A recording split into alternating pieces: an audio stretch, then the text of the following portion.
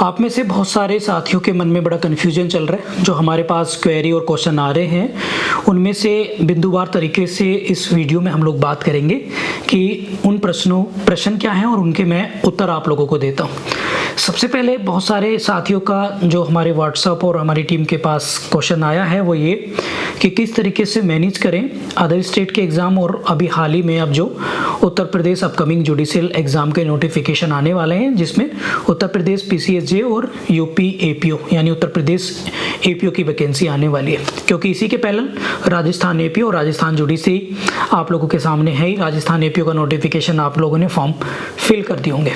तो ऐसे में बहुत सारे बच्चे खासकर उत्तर प्रदेश के जो यूपी जुडिशरी जिनका सपना है वो राजस्थान के फॉर्म भी उन्होंने भरे हैं। तो उन सबको बस मैं यही कहना चाहूँगा कि देखिएगा, अगर हम इसमें तथ्यात्मक तौर पर विश्लेषण करें तो यूपी एपी और यूपी जुडिशरी में पुलिस एक्ट को छोड़कर लगभग समानता है जीएस और करंट अफेयर को लेकर। जीएस वाले पार्ट में वर्ल्ड ज्योग्राफी आपका आता है, एपीओ में, जुडिशरी में नहीं आता है। तो आपको दो सब्जेक्ट यहाँ पर जो है, दो सब्जेक्टों में आपको विभिन्नता मिलेगी देखने के लिए। इसके साथ साथ अगर राजस्थान की बात करें तो राजस्थान में मेजर लॉ को छोड़कर बाकी आपको माइनर एक्ट और हिंदी और इंग्लिश लैंग्वेज वो भी प्रीलिम्स पॉइंट ऑफ व्यू से आप लोगों को तैयार करनी पड़ेगी।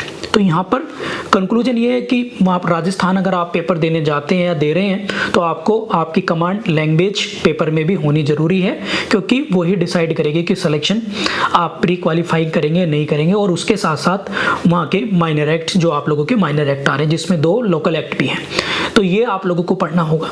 इसके साथ साथ यदि उत्तर प्रदेश और राजस्थान का आप फॉर्म भरते हैं तो संभावना ये है कि दोनों एग्ज़ाम, दोनों राज्यों के एग्ज़ाम जो हैं वो एक साथ ही लगेंगे। मींस आफ्टर इलेक्शन ये एग्ज़ाम आप लोगों के होने हैं। अगर मान लीजिएगा 1-1 महीने का भी गैप होगा तो आपके दिमाग में डिस्टर्बेंस रहेगा कि इसका पढ़ें या उसका पढ़ें। मान लीजिएगा राजस्थान का एग्ज़ाम पहले हो जाता है और उसी बीच में नोटिफिकेशन आपका आ जाता है, तो फिर आपका पूरी तरीके से माइंड डिस्टर्ब हो जाएगा और ना आप उत्तर प्रदेश की तैयारी कर पाएंगे ना ही राजस्थान की कर पाएंगे। ऐसे में कंक्लूजन के तौर पे बस मैं यही कहूँगा कि जो साथी शिद्दत से, पूरी ईमानदारी से और कई सालों से लगे हैं और उन्हें लगता है कि यूपी जुडिशरी हमारे लिए बेस्ट ऑप्शन है या हमें इंटरेस्ट है, तो वो उत्तर प्रदेश पे ही फोकस करें। ऐसे वो साथी जिन्हें लगता है कि राजस्थान अच्छे से कर सकते हैं, माइनर एक्ट पर अच्छी कमांड है या माइनर एक्ट के साथ साथ लैंग्वेज उनका अच्छा है, तो वो राजस्थान पर फोकस करें। इससे ये होगा कि टकराव की स्थिति पैदा नहीं होगी और आप लोग सटीकता से एग्जाम निकाल सकते हैं। ठीक है, यदि कोई फ्रेशर है और खाली देना चाहता है कि एग्जाम कैसा होता है तो एक अलग बात है। इसके अलावा एक क्वेश्चन ये आया था कि एपी और जुडिशरी को कैसे मैनेज करें। मींस यदि उत्तर प्रदेश में यूपी एपी और यूपी जुडिशरी एक साथ आ जाता है तो उसको कैसे मैनेज किया जाए। प्यारे साथियों, अगर मैं बात करूं आप लोगों की यूपी एपीओ की तो उसमें आईपीसी, सीआरपीसी एविडेंस, जो अब नए क्रिमिनल लॉ भी बन गए हैं, बीएनएस, बीएसए और बीएनएसएस आपको देखने को मिलेंगे और यही तीनों सब्जेक्ट आपको यूपी जुडिशरी के लॉ पेपर्स में भी देखने को मिलेंगे। लेकिन एपीओ में आपको नया एक एक्ट जो पढ़ना है, पुलिस रेगुलेशन एक्ट या पुलिस एक्ट आपको पढ़ना पड़ेगा। उसको या तो अभी शुरुआती दिन में आपके पास अभी समय है, या तो 1-2 बार उसके पढ़ के नोट्स बना के रख लीजिएगा, साथ में प्री के साथ और मेंस के साथ के हिसाब से। छोटा एक्ट ज़्यादा बड़ा नहीं है। और इसके अलावा अपने मेजर एक्ट पर फोकस करिए। इसके अलावा जीएस में आपको बस एक अलग टॉपिक पढ़ना है एपीओ में, और वो है world geography and world population, जिसका वेटेज जो है वो 4 से 8 नंबर का रहेगा। इसके अलावा जीएस में जो भी टॉपिक आएंगे, चाहे करंट अफेयर है, कॉन्स्टिट्यूशन है, जनरल साइंस है, हिस्ट्री है या मॉडर्न हिस्ट्री है, या फिर आप लोगों की करंट अफेयर स्टैटिक पार्ट है, वो आपके उत्तर प्रदेश न्यायिक सेवा परीक्षा यानी यूपी पीसीएसजे में भी आपके आते हैं। तो ये मैंने सब्जेक्ट के आधार पर क्लैरिटी आपको कर दी है। और अगर लाके बात करें आपको यूपी जुडिशरी में, जैसे जूरिस्प्रूडेंस आपको पढ़ना है, प्रीलिम्स के लेकर टीपीए पढ़ना है, और इसके साथ साथ मेजर लो तो आपको सारे पढ़ने ही हैं। इसके अलावा सब्सटेंटिव लो, प्रोसीजर लो और आपके लोकल लो अभी तैयार कर लेंगे, बिकॉज अभी आप लोगों के पास समय है।